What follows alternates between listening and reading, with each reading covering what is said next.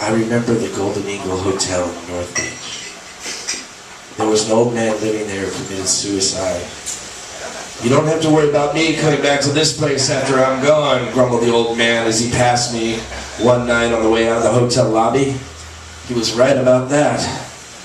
Taken out of context, the old man's statement could have made an ancient Eastern meditation master who had finally cut the cord of samsara and freed himself at last from the wheel of karma and suffering.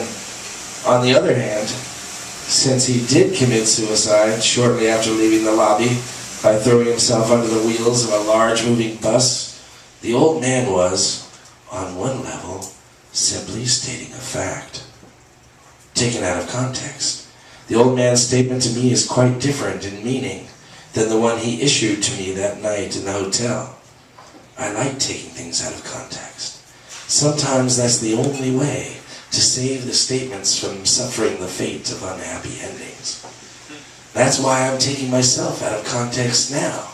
Instead of the ravings of a poverty-stricken poet, the reader should regard what I am writing as a missive to the President of the universe.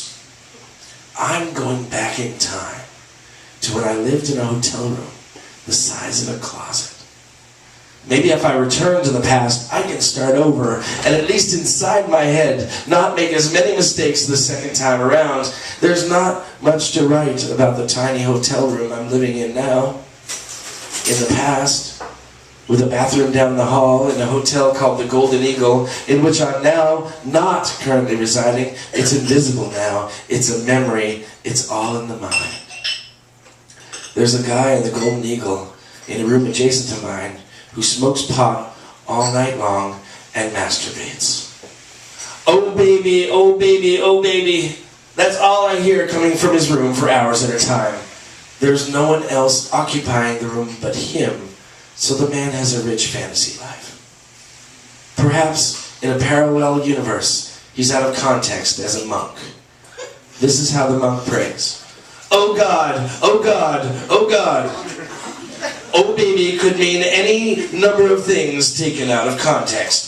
Anything can mean any number of things. Anything can mean everything to some people and nothing to others. It's a matter of perspective, with little personal taste thrown in for spice.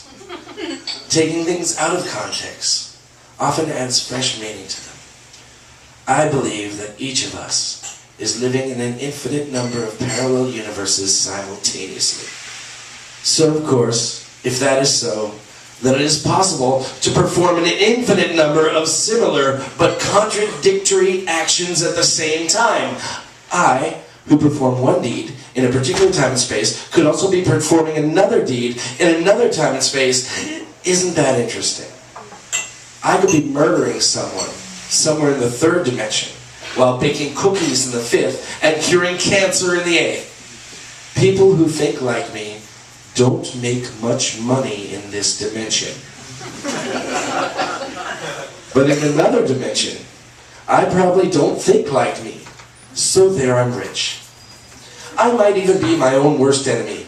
There might be nobody to hate in the whole universe but me. The old man in the hotel didn't kill himself.